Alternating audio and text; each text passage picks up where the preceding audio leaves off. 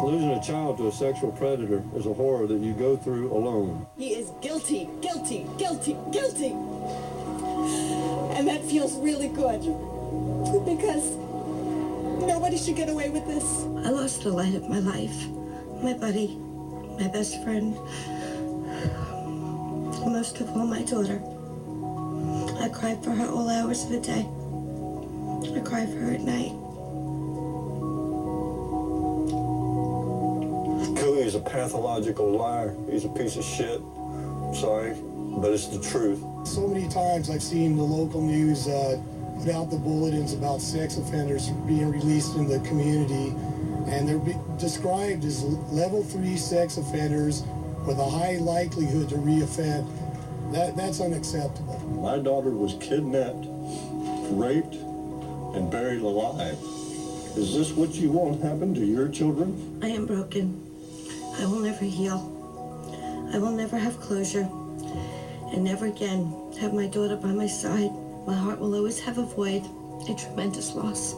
This is not a way to remember your child. This is not how it's meant to be.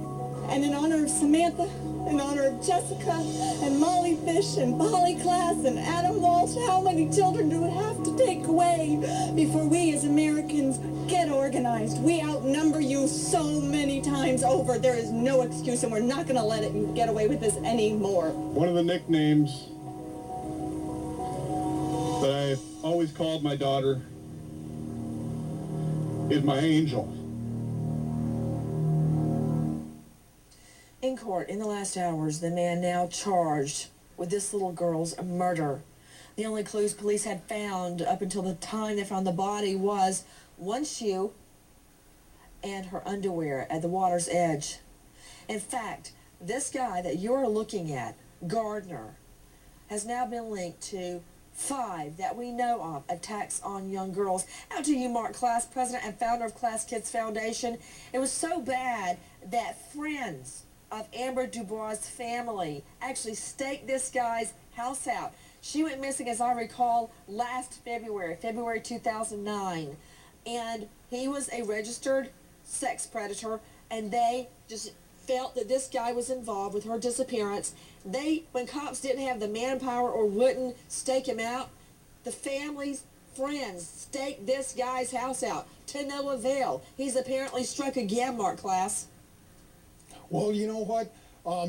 I think that they were possibly right on. As Amber's mom, Carrie, said last night, she believes that this individual is involved in her daughter's disappearance, and I think she very well may be right. We should not have to resort to this kind of, I would call it vigilante justice. We should not have to stake these individuals out. Mark Klaas, that this is exactly why people resort to vigilante justice. Because, I mean, for Pete's sake, Mark, 5 girls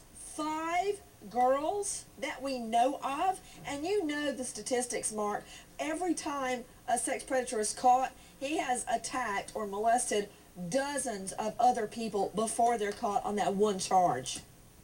Yeah, you're absolutely correct. And in fact, when society fails to protect its citizenry, the citizenry then has to resort to vigilante justice. It's expected, it's something that everybody knows is going to happen, but it's something that shouldn't have to happen because we pay government. Their primary duty, as far as I can tell, is to protect us from the bad boys, and they seem to be doing a pitiful job of it.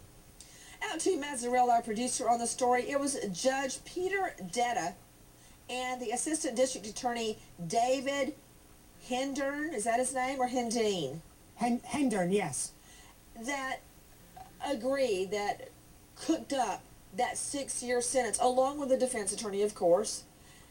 And was that the charge where he attacked a 13-year-old girl? Tell me about the charge where he could have gotten 10 years, at least 10 years, and he got 6 years instead.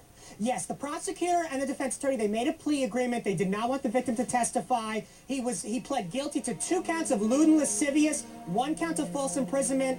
The prosecutor recommended 6 years. The judge agreed, gave him 6. He served 5. I find that very unusual, Pat Brown, because very often, even for young victims, it is empowering to go to court and testify against your attacker. Exactly. It's not only empowering, it is the right thing to do, and everybody should always encourage, even a child, as a parent, encourage that child to go forth and save other people's lives and know that she's done that. And they didn't allow her to do it. Or she may not have wanted to do it. She's a great kid. She's the kind of kid that that we all dream of having, and she wants to change the world. She wants to make this place a place that good people do good things.